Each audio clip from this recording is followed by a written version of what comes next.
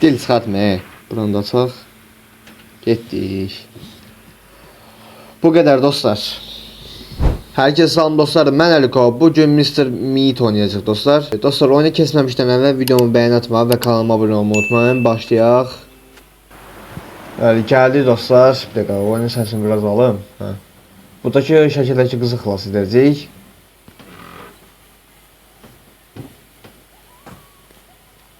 Gəldik məkana.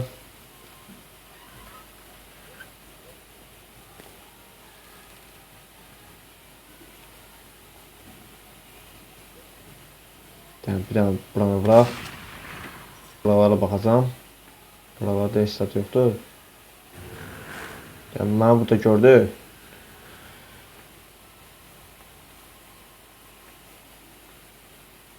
Açaq qapını.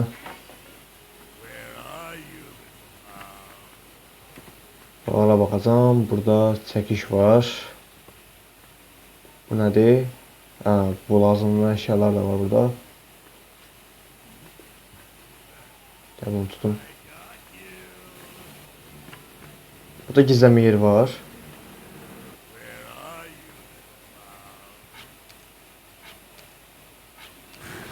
Allah git. Oh! Getdim. Oh, az qala öləcəydim. Tezən dönəyək. Bir dəqiqə. Nötər? Ya bura keçə bilsənsə nötər olur bu. Oyundakı baka bak. Neyse gelin bura. Valla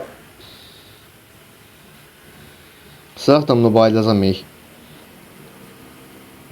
Gel görüm gel. De bunu keseyim.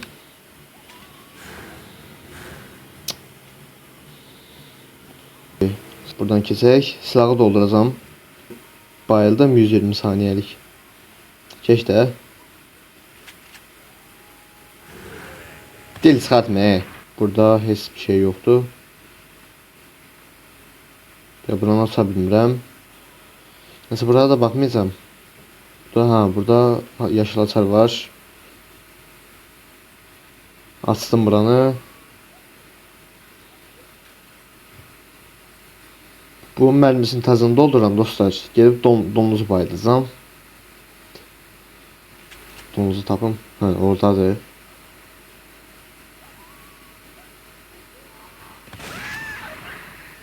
Getdi bu da.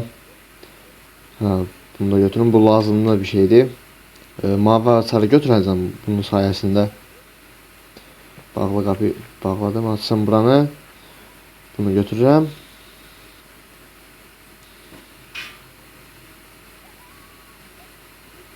Aile veremiyor görün. Aile indi. Geldi indi. Burada kod var. Bu kod yukarıya lazım olacak. Kodu götürün. Kırdım buranı. Deməli açıram. Burada da qırmızı açar var.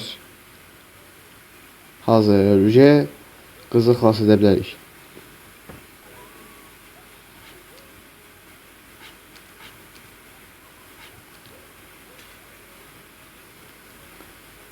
Buranı kesək. Açırıq qapını.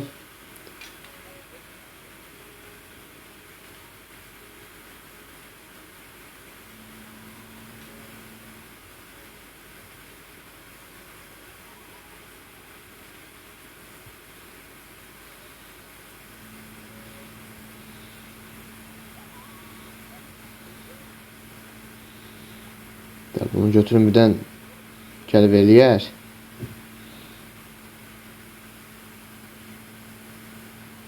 Heç kim yoxdur. Getdim. Buranı da açaq. Getdik. Bu qədər dostlar.